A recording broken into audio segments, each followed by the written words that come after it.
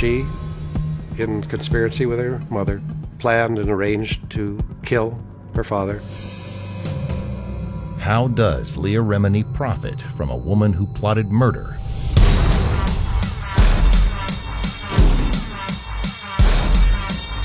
You do get paid and you do get attention for doing this stuff. I don't work for free.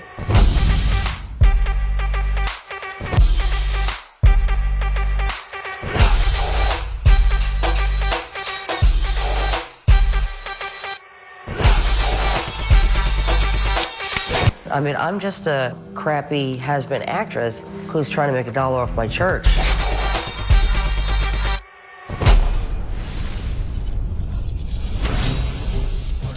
Leah Remini and A&E will capitalize on anyone who fits their agenda of hate and bigotry. To know the depths to which they will go, one need only reach the bottom of the barrel of their so-called guests. That's where they dredged up this woman, Hana Whitfield. Whitfield was expelled from the Scientology religion in 1984 and hasn't been near a Scientology church in over 3 decades.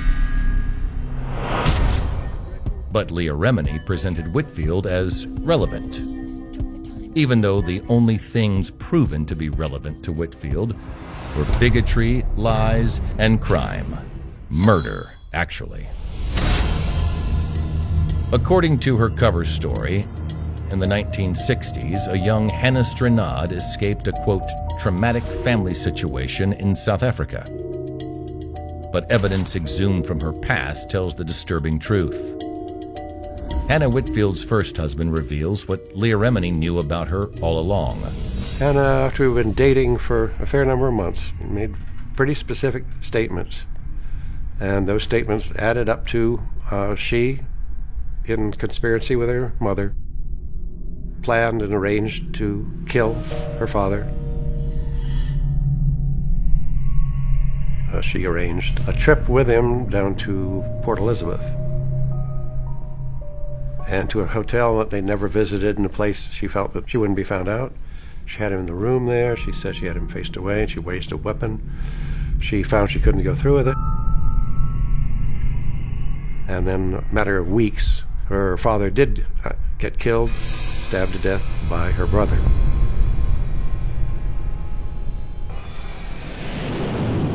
Hana Whitfield fled the country and changed her name, the first of 3 times. She joined the Church of Scientology and hid the murder from them for years. After the church expelled Hana Whitfield, it discovered her secret. And by then, Whitfield was deep in her next plot. In December 1986, she led an attempt to take control of the church and its assets by filing a $1 billion class action lawsuit. That's $1 billion, with a B. But her grand scheme crashed when the case never got past the first step of court proceedings. It didn't make it any further the next time she filed it either. Or the next, or the next, or the next. Hana Whitfield's lawsuit was dismissed a total of 6 different times. The court ruling that her claims were devoid of facts and the allegations incomprehensible and frivolous.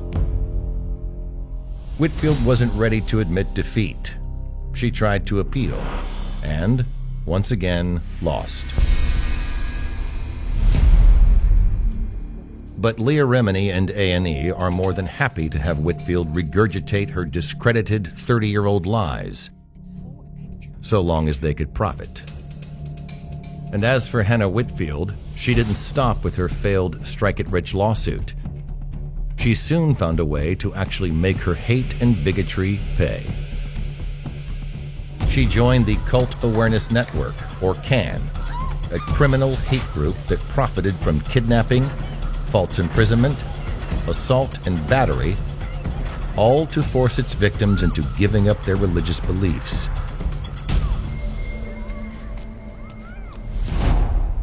They called it deprogramming, and many of CAN's anti-religious zealots were arrested and convicted for their crimes. Hana Whitfield fit right in. As a paid deprogrammer, she bilked unwitting parents and families out of thousands of dollars and destroyed their relationships. One victim also testified that Whitfield sent him into a Church of Scientology to commit theft. Finally, in 1995, a judge slapped the Cult Awareness Network with a $4.8 million judgment. Recently, the Cult Awareness Network was forced into bankruptcy, and its leaders blame the Church of Scientology.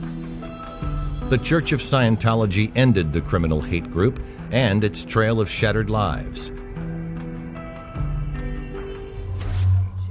Yet decades later, Hana, Strinod, Strachan, Eltringham, Whitfield tries to blame the church for what she calls her shattered mental state.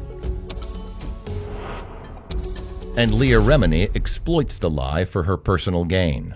Leah, I want to turn to you. How much vetting is done of the people who are going to tell their stories on your show? Is that something, do you have people who have to sort of make them prove their stories? Or What do you want to do? Prove it to me? You know, so there is no vetting. I go take their word for it. And legal will let you get away with that? Well, they have to, because they're my people. Hana Whitfield, one of Leah Remini's people. They share a bond of dishonesty and spite. And they have even more in common. After all, Leah Remini twice tried to extort the church, demanding $1.5 million. It's all about the money for Leah Remini and her co-host Mike Render. And the ranks at A&E, showrunner Miles Reif, producers Eli Holtzman and Aaron Sedman, and executives Paul Bucheri, Rob Chernow, and Elaine Fontaine-Bryant.